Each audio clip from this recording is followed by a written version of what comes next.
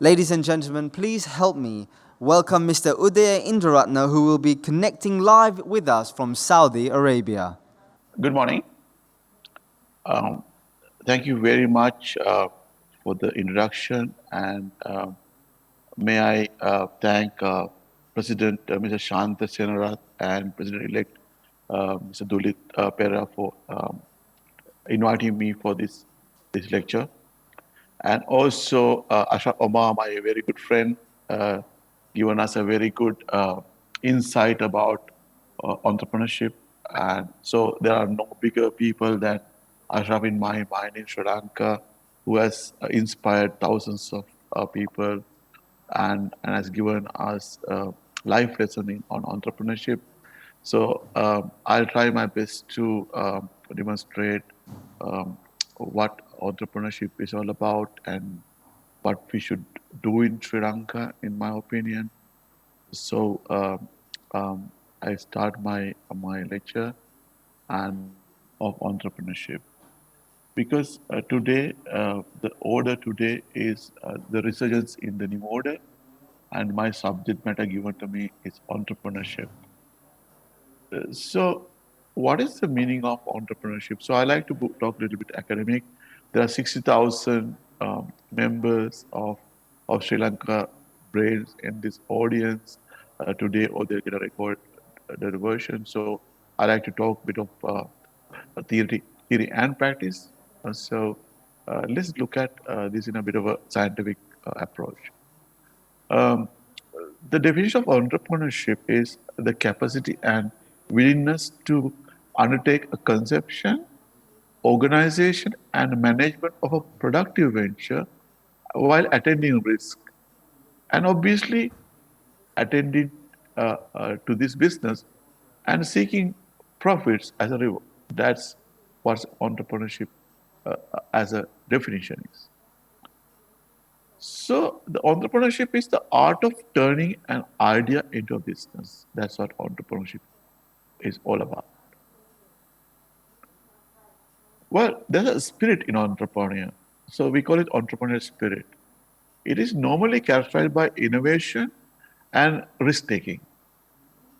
But the essential component of nation's ability to succeed in ever-changing and more competitive global marketplace, you have to be an entrepreneur. And the entrepreneurial culture and spirit has to be there in any country for that matter.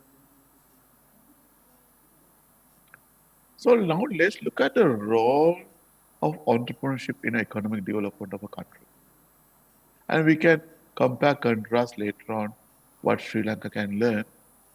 I've been abroad for almost 37 years. So I used to be in Dubai government, Abu Dhabi government, now in Saudi Arabia.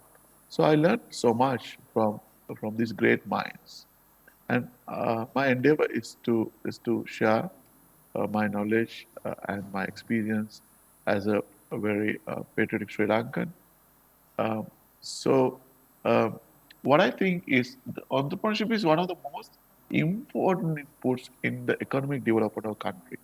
So Sri Lanka has to consider the entrepreneurship is as a very, very vital component of their thinking. Well, the entrepreneur normally acts as a triggerhead to give a spark to economic activities by entrepreneurial decisions. That's what they do. And therefore, the entrepreneur plays a pivotal role not only in the economic of the industrial sector of a country, but also in the development of SME and everything else is in the country.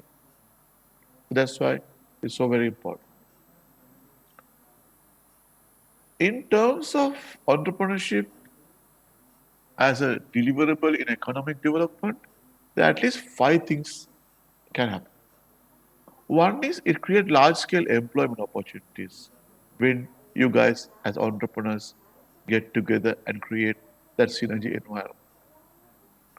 Obviously, it create wealth and it distribute wealth as well. And also, it increase GDP of a country. Needless to say, that will turn to standard of living, so the living standard goes up, and then obviously it promote country's export trade. So these five things that as deliverable from entrepreneurship is become the core component of a country's wealth creation. The GDP per capita increase can only happen as a result of entrepreneurship as economic development of country. Well, the most important thing as an entrepreneur is the entrepreneurial mindset, such as Ashraf Omar was showcasing years ago. He was borrowing 300,000 by the generator, and today his company is making billions of dollars and was number one uh, uh, apparel company in the world. And that showcased the entrepreneurial minds of sets of Ashraf and his family. And my every lecture, I always talk about Brandix as a company and also Mass Holdings, both my friends. And I always tell them that to any audience, either local or global, in my lectures, that such companies from nothing, they build to such a level of a company, mainly because of their entrepreneurial minds. So the entrepreneurial mindset is the ability to recognize opportunity and the willingness to take the risk.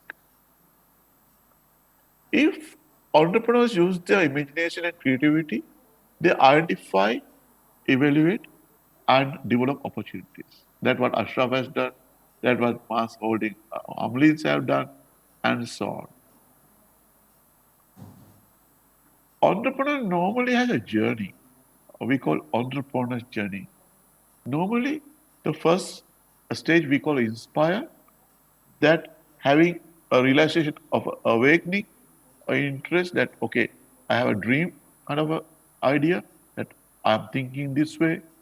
And then the second stage we go, we call it learn, seeking knowledge and other like-minded people. What have other people like Ashraf Omas and Amlins have done? And what have they done right or wrong for them to be that way? Third stage we call founder in entrepreneur journey. Founder means executing an idea or with others. Because like Omar family or Amlin families, they're founders and they got their friends like that, Gomez's and all of them. And they build these teams as a founder and it worked for them. Then the fourth stage we call startup. Seeking a scalable business model is the most important. I remember doing few lectures in Sri Lanka. I think a startup is the most important element in entrepreneurial Sri Lanka, I think.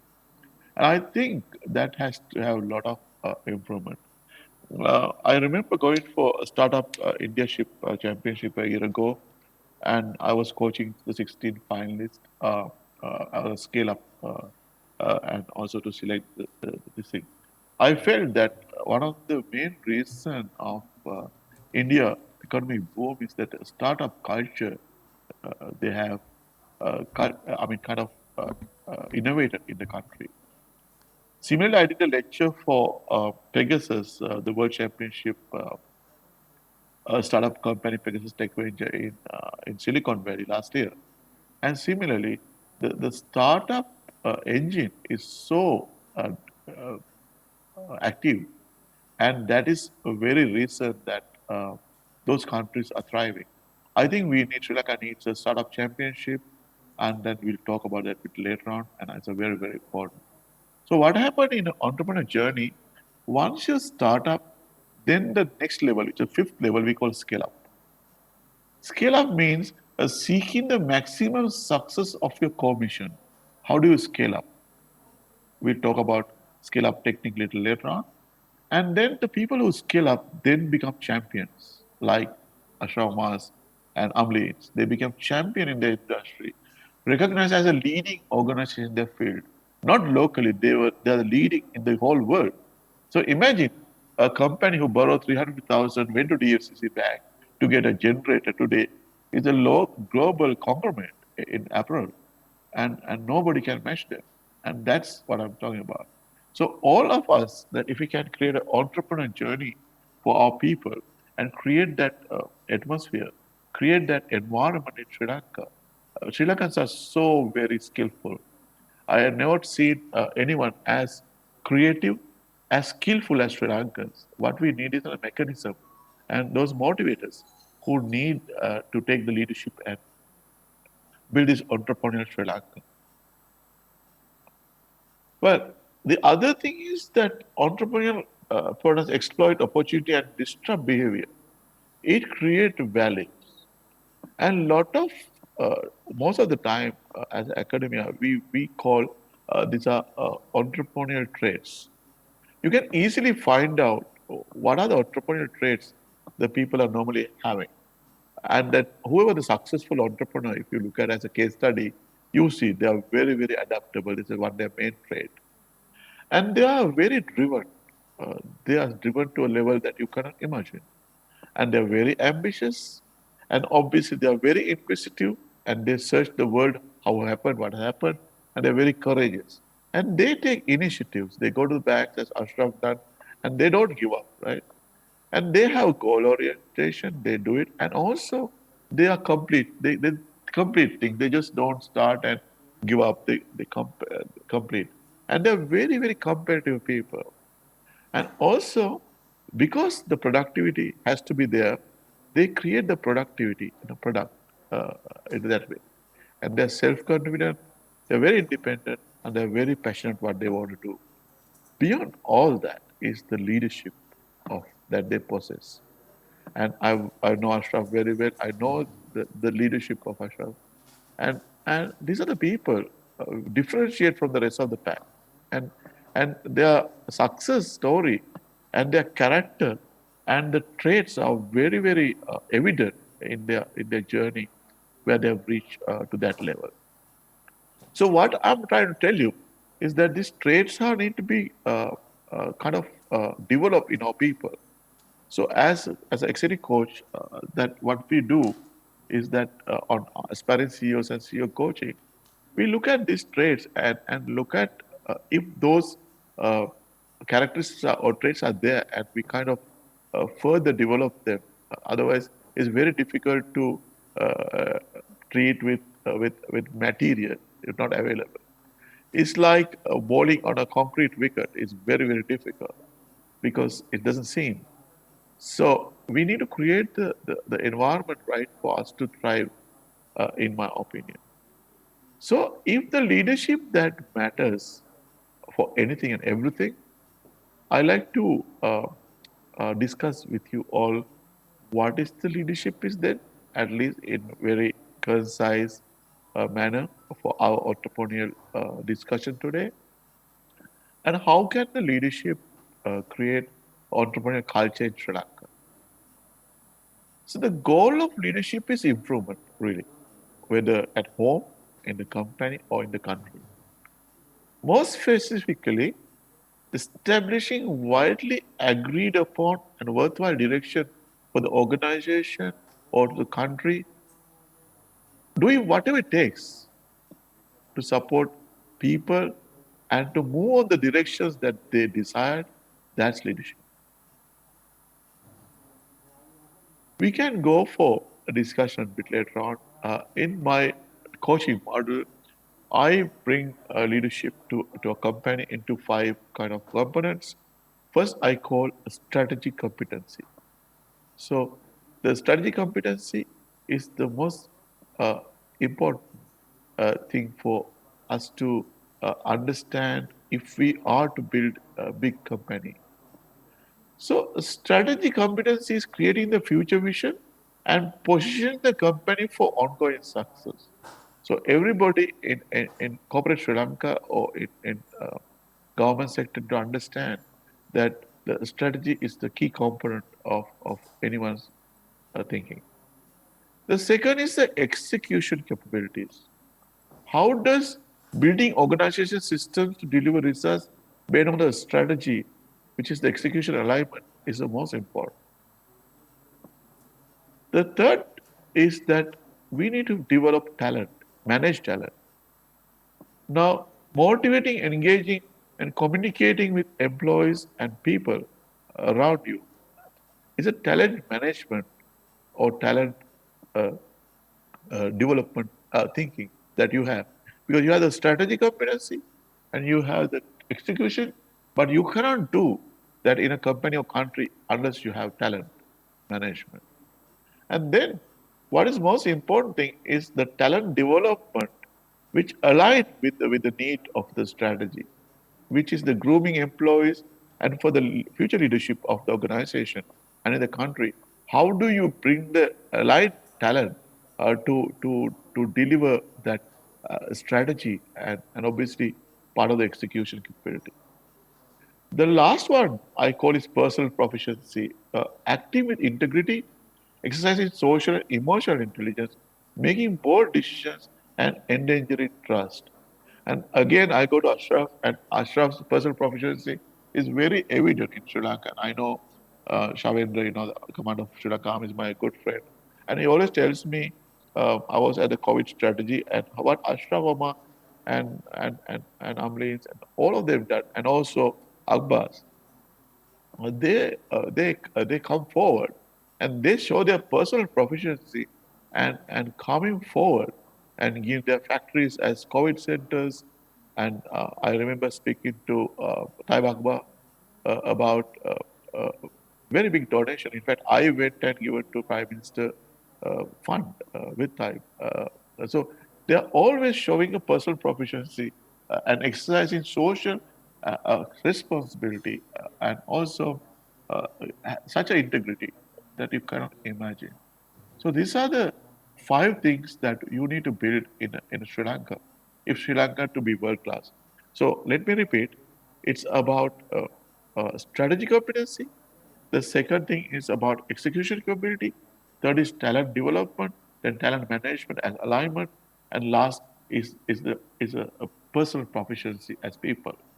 This five together is a very massive engine for us to run. So if you look at any country that who has thrived on this model. So when I in my actually coaching model as a leadership, I kind of align this thinking and I have developed my mini MPA to match these five areas. So that gives much more aligned thinking for anyone for that matter. Well, about Sri Lanka, I think Sri Lanka has a issue.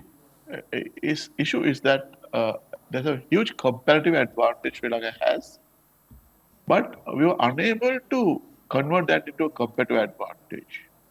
What that means? Sri Lanka is island nation. You can imagine how beautiful it is. It's a blessed country. It's in the Silk Road, hundreds of ships passing every single day. Every single seed you put is a tree tomorrow. Is such uh, a resourceful place. Natural resources from gems to everything, and then the tea, rubber, coconut, everything grows. Our people are one of the highest skillful people in the world, and agriculture is such an opportunity. But if you look at this, all the resources which have a competitive advantage, have we able to put that to a competitive advantage is a questionable. So the competitive advantage nobody is given. Competitive advantage comes from competency, and that is people skill. And we can say that we haven't achieved that mainly because our global competence index, we are about 100 or 11 or something, and easy to do business index, again, 100 plus. So we are 100 countries down from our competitiveness and also doing business index. So there's a huge problem. And then the GDP per capita around $4,000, and as a developed country, we need $15,000 target that's far away from us. And also, although Ashraf said that many export per apparel is very high per capita, but export as a country, I think it's $540. A Howard study says compare Singapore at $50,000 per capita, and so we have to uh, uh, convert our comparative advantage to a competitive advantage but that can be only done through entrepreneurship in a country. So I just want to go back to the subject matter.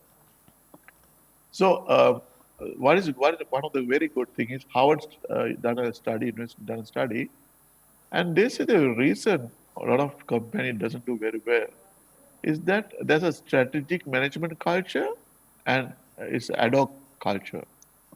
They find there's a 40% gap in delivery and results in a in a in an environment where you have a strategic management culture.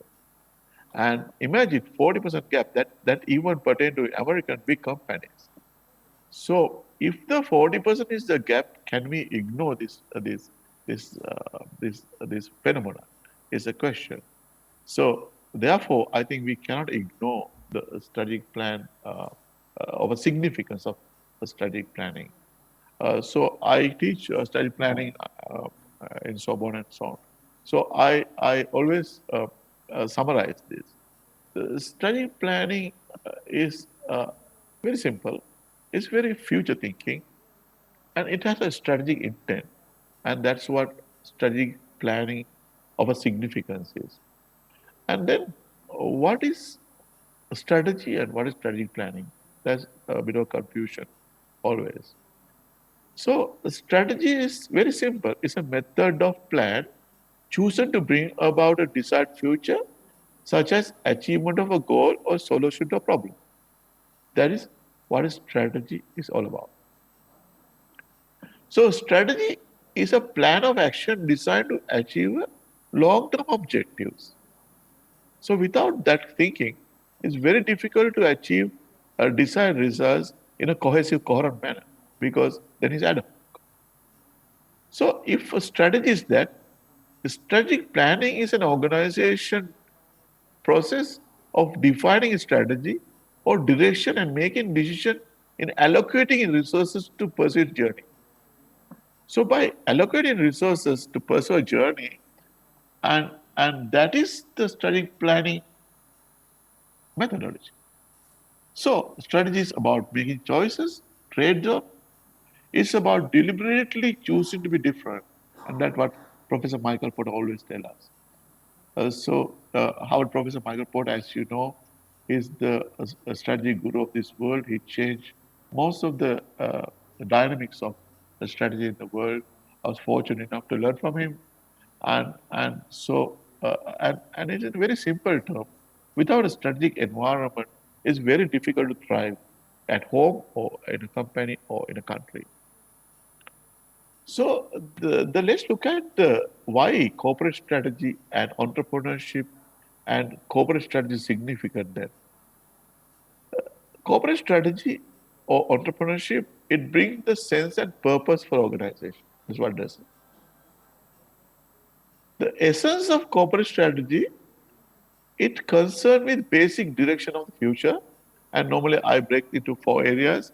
What that means is the purpose of the organization, its ambitions, its resources, and also how it interacts with the world in which it operates locally or globally.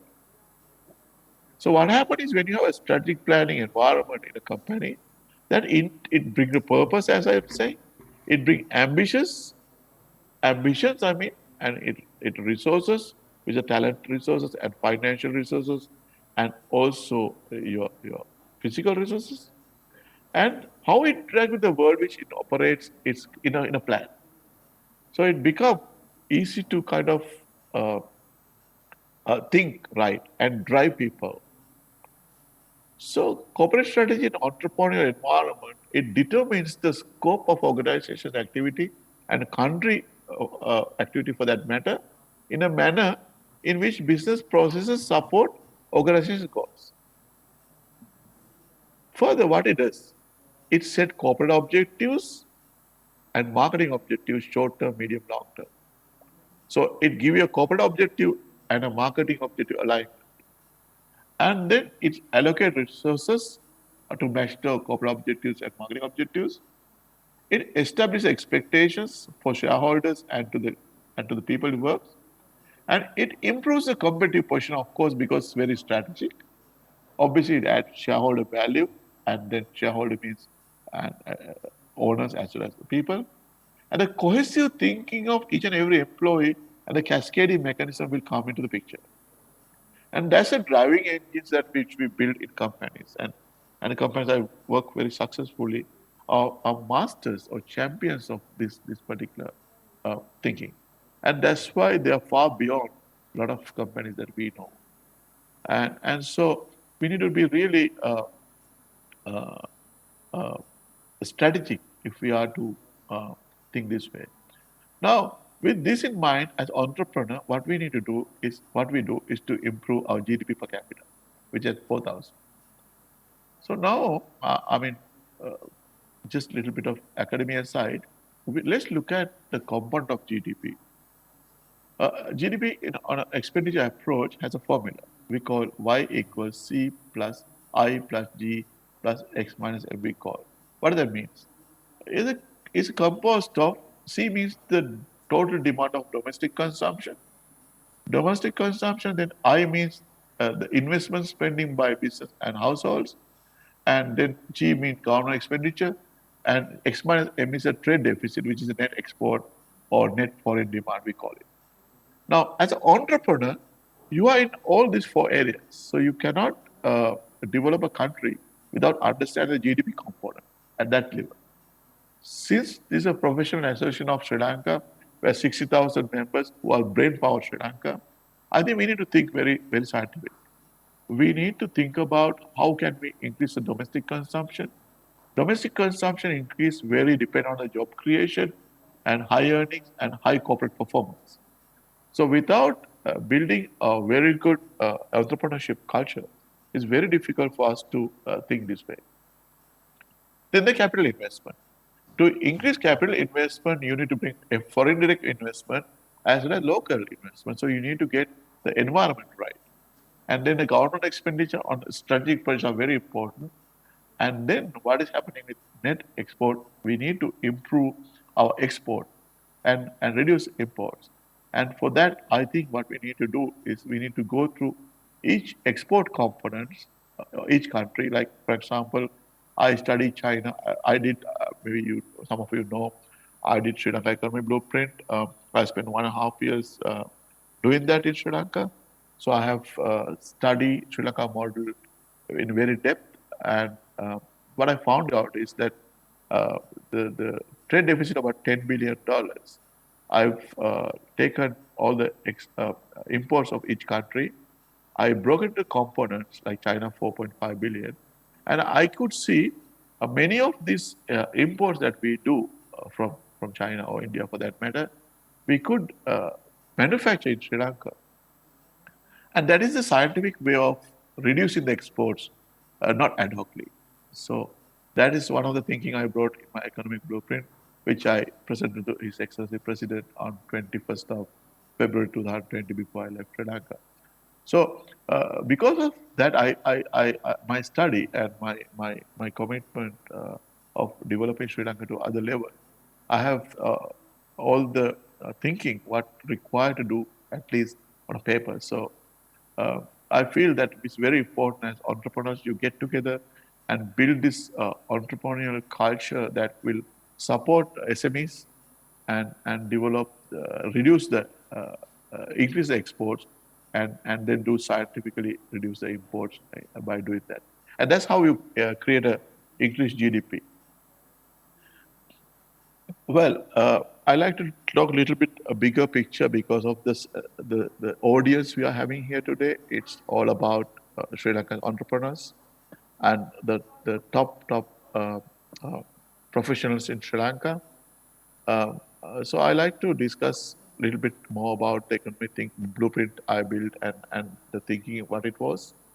The Sri Lanka, I think, in my opinion, require a strategic plan. What is the meaning of a country study plan? First time I'm openly talking about the model I built. A country study plan normally has at least five elements. We call component actually is an economic uh, strategy of a country, social development strategy, infrastructure, land and environment, safety, security and justice, and then obviously government excellence program. These are the main component of a country's uh, strategic plan. So where we are, entrepreneurship is very much in the economic development, and so we need to have cohesive thinking about economic strategy. So what happened in in the world? Any GDP of any country normally report on three areas. We call agri economy, industry economy, and service economy. So what happened is in a agri economy or industry or service economy, there are clusters. In agri economy, for example, Sri Lanka, tea, rubber, coconut, so on. Service economy, tourism, and banking, and so on. So what I thought is that I select about 40 clusters within these three components, and I thought we look at the current uh, situation of each cluster, and we do what we done in the previous my life is that we normally do cluster competitiveness around the world and check how such a best cluster work, and that's our motivation. And then do a strategy plan for each cluster, and then an implementation strategy and monitor and follow up strategy. And that's how I want to build a economic model for Sri Lanka. And based on that thinking, the economic blueprint was built. And so I think there's a model, and I think there are a lot of things we could do together in your capacity as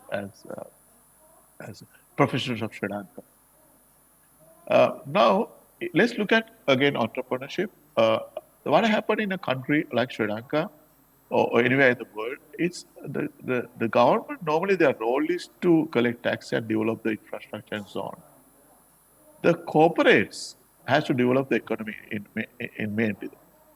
So what happened in an economy where there are five pillars we talk about in creating national GDP, which we call micro enterprises, which are companies less than 10 employees. We call small enterprises, which 11 to 50 employees and so on. Medium enterprises, 51 to 300 employees, and large enterprises, more than 300, and we call ministries and government departments, we call government enterprises like petroleum and all. So these five areas, medium, micro, small, medium, large, and government enterprises, create the economy engine of Sri Lanka, or for that matter, anywhere in the world.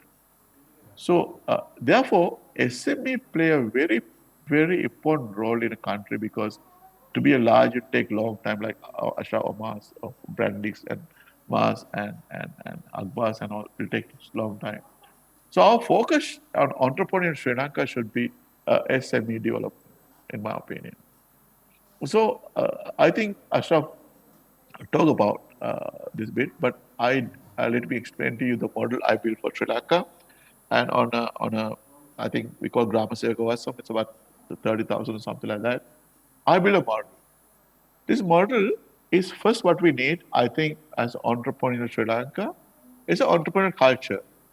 That means at a village level, we need to have a motivational team which look at the opportunity of that village or that area and collect the abilities and attitudes and then kind of create that environment to build SMEs in that particular area. For example, Moratuwa, they're very famous for carpentry. So you could create that kind of SME environment in Moratuwa, where Wewell, they're famous for the Wewell and stuff like that. Now, what will happen is once you have that thinking, the second stage we call access to resources. Access to resources is first is the finance. As Ashraf said, finance has to have development bank concept.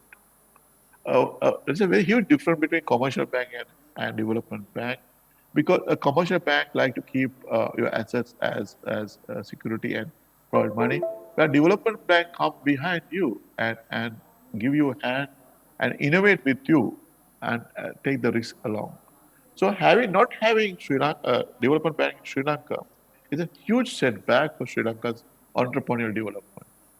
So you guys have to lobby, I think, about as professional bodies of Sri Lanka that you must have a development bank.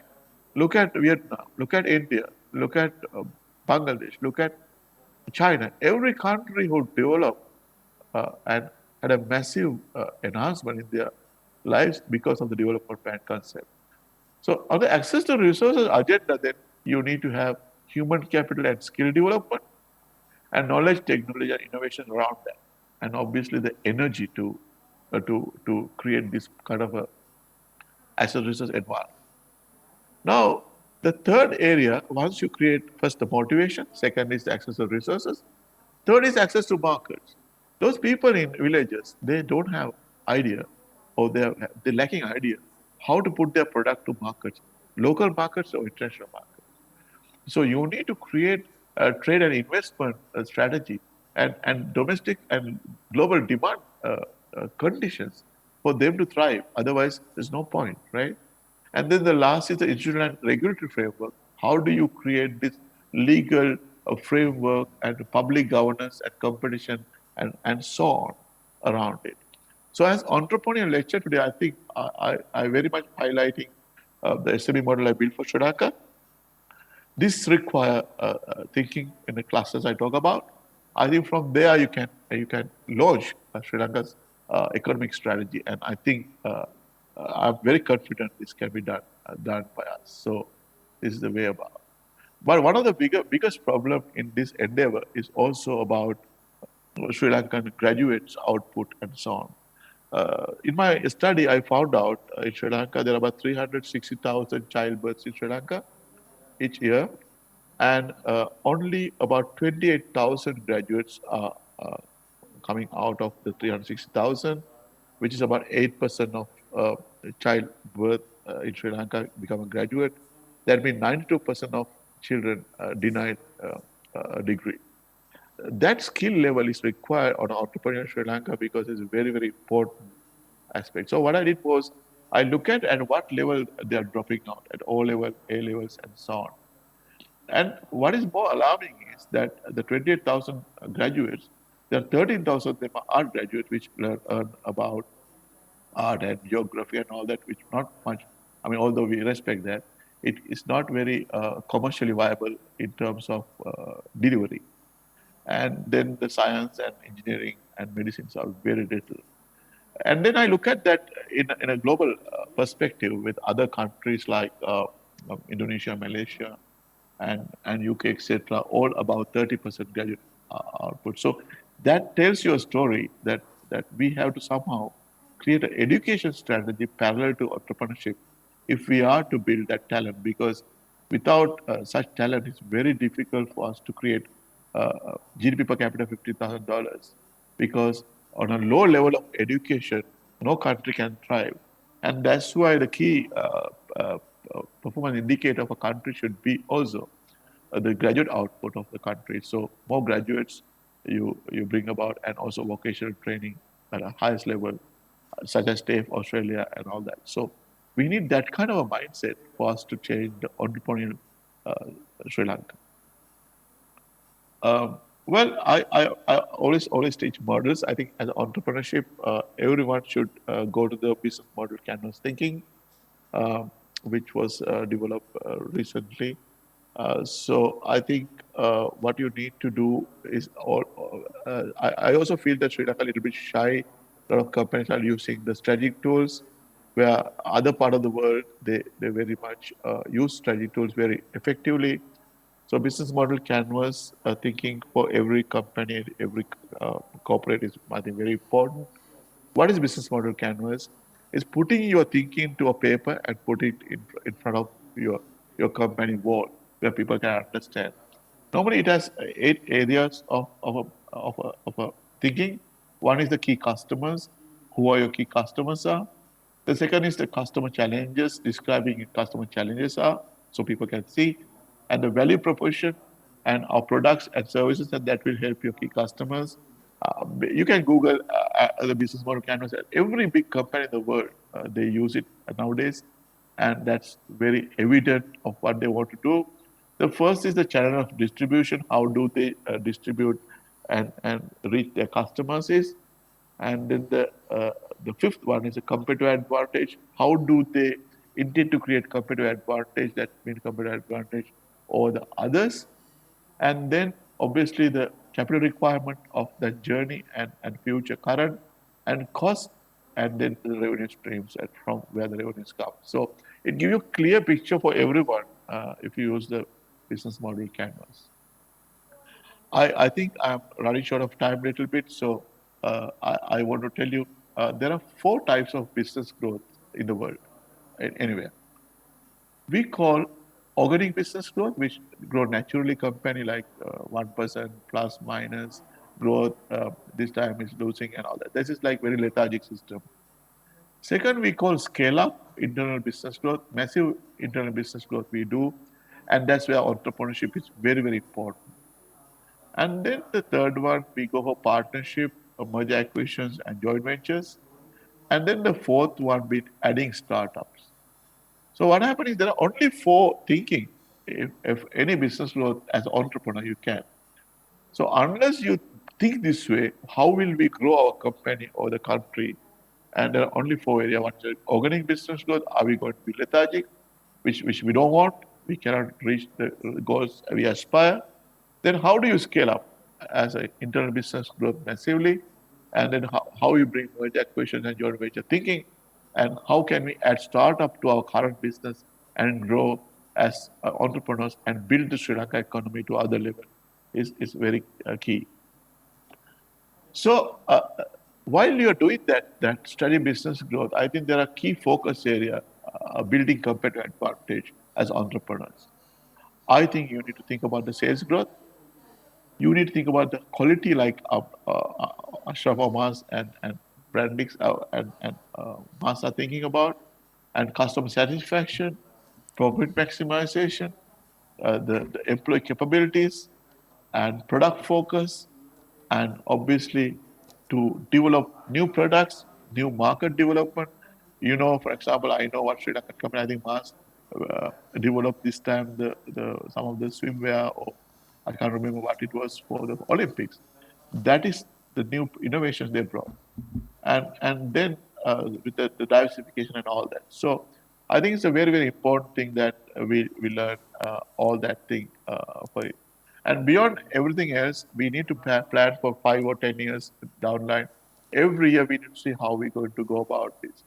Beyond last, my note is nothing can be done unless you follow the Singapore secret formula, which we call MPH theory. M for meritocracy. Meritocracy is the merit-based selection of right people to run the country and the institutions. And P, pragmatism, and application of solution without being bonded with any ideology or fixed ideas, and honesty. I think Sri Lanka, we need at corporate level and country level the MPH theory like Singapore has done. And I think that is the most important change Sri Lanka requires.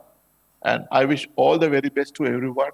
Thank you for listening to my lecture. And I will take questions if there's any. Mr. Udaya Indrarathne, thank you very much for your thorough address, which was well received. And thank you so much for sharing your insight and experience that you have gained throughout all these years. We have received some questions, and we'll take this moment just to ask you a few questions and hear your wisdom and insight on these questions. Our first question is, there is a significant risk involved in starting a new venture. Failures may be more than success stories. How would you suggest one should navigate such situations? Okay, I think it's a very good question.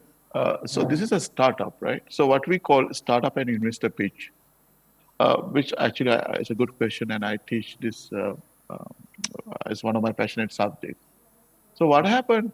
Two things happen. One is you have a business context, idea, and rationale.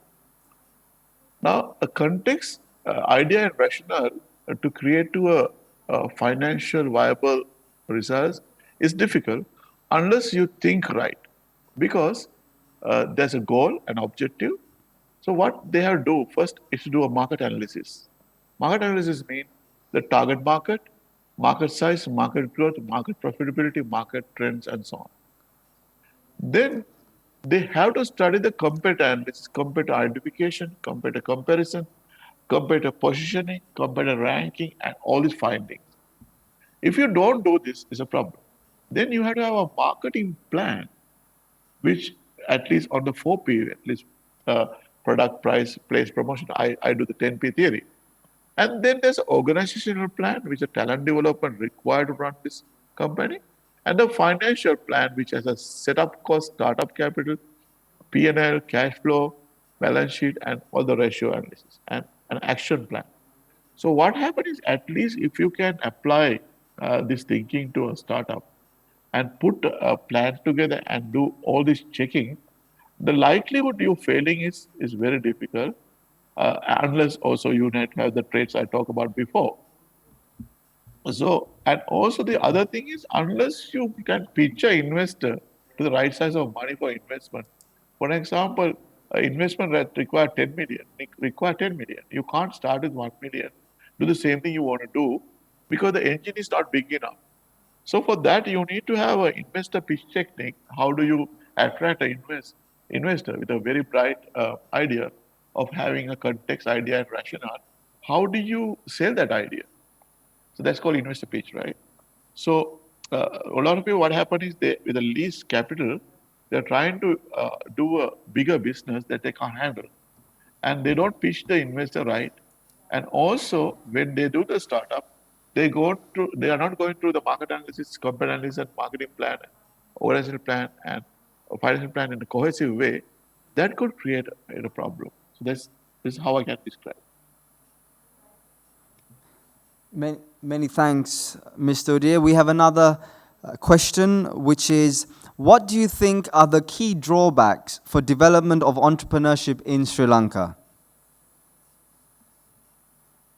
Yeah, I think as I explained to you, the biggest thing is the SME model, because SME is very very important in Sri Lanka, right? So one of the drawback is we don't have that much of a SME culture in Sri Lanka. So when you don't have a SME culture in a country, it's very difficult for a country to grow. So that's why I brought a model that explained to everyone about the importance of the SME in a country, right?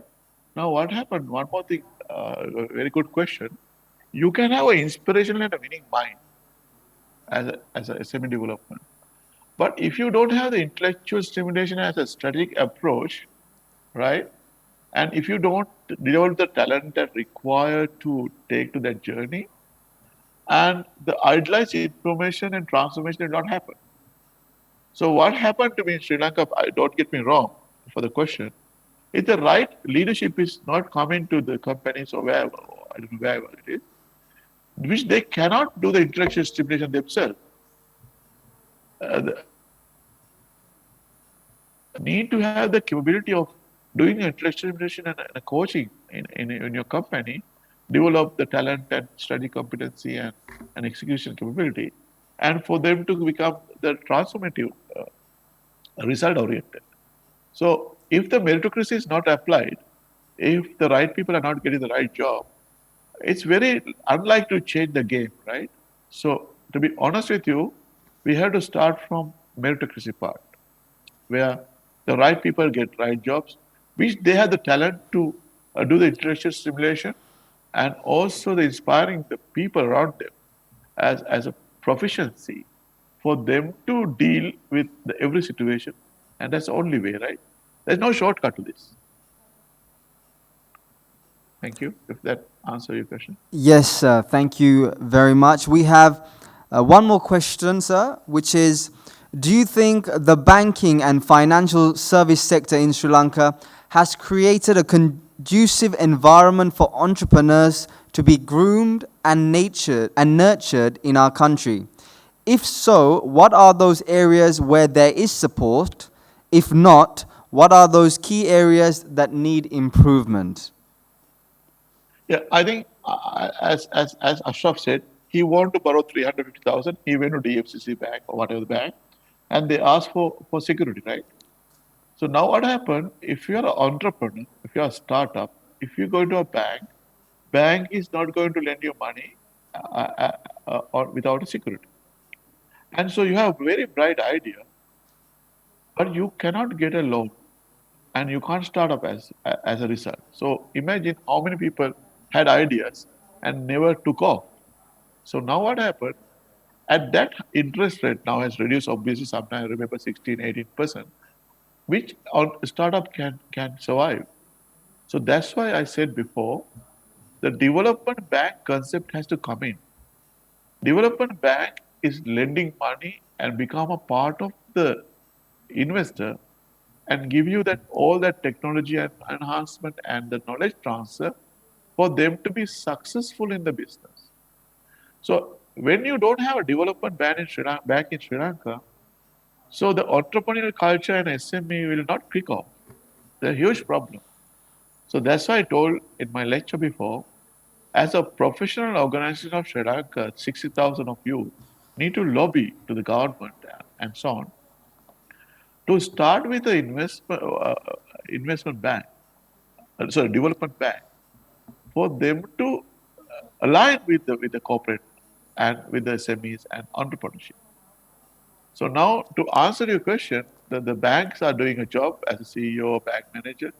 He cannot lend money to anyone without having guarantee or security. So it's a catch-22 situation. So there's a policy change required. It's a huge change in Sri Lanka, and that they need a development bank such as happened in Vietnam or Bangladesh, India, and China, so on. And you can see those countries that have thrived because of the development bank concept. And Sri Lanka doesn't have that. And that's one of the very reason the entrepreneurial SMEs are not that much increasing in Sri Lanka compared to other countries in the world. If I may answer you, if I may answer properly. Wonderful. Your Thank you question. so much. So we received another question, which I'd like to ask you. In our education system, from primary to higher education, there's not much significance given to entrepreneurship. What are your views and suggestions to improve this using examples from strategies adapted from other countries? Yeah.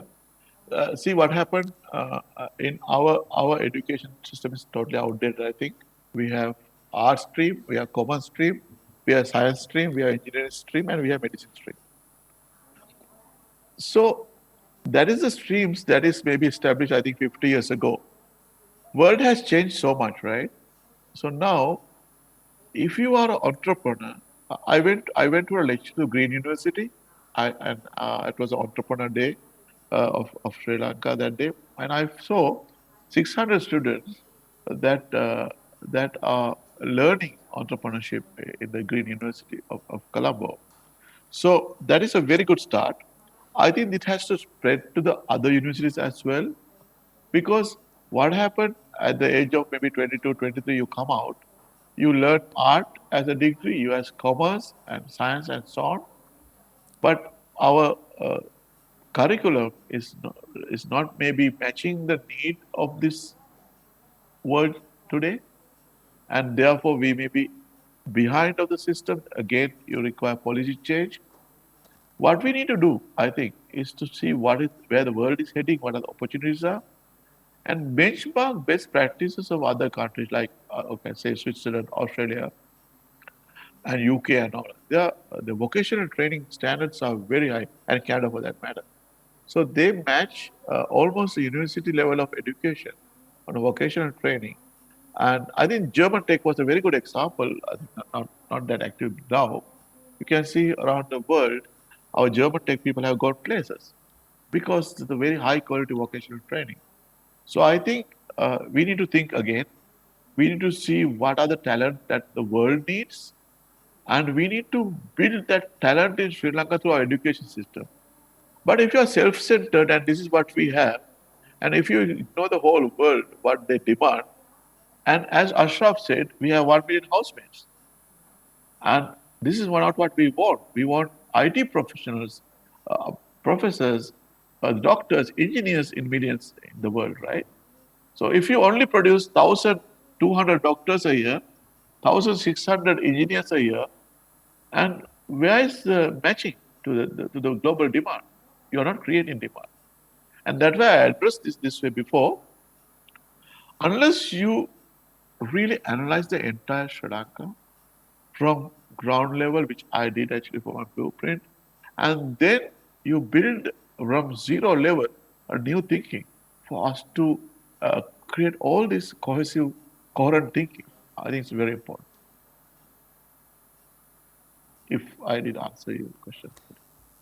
Many thanks, Mr. Indrarathne, for addressing our participants today and for taking time off your busy schedule to be with us. Thank you once again, Mr. Udaya Indrarathne. Ladies and gentlemen, that concludes the very insightful and fruitful plenary session. We will now have a 30-minute tea break, and after the tea break, there will be concurrent session 1 that will take place sharp at 11 a.m. In this ballroom, the session will be on the resurgence in the country's education system. This will be breakout room 1.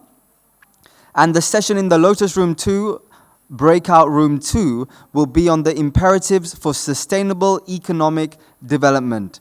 Enjoy your tea break, and we will see you sharp at 11 a.m.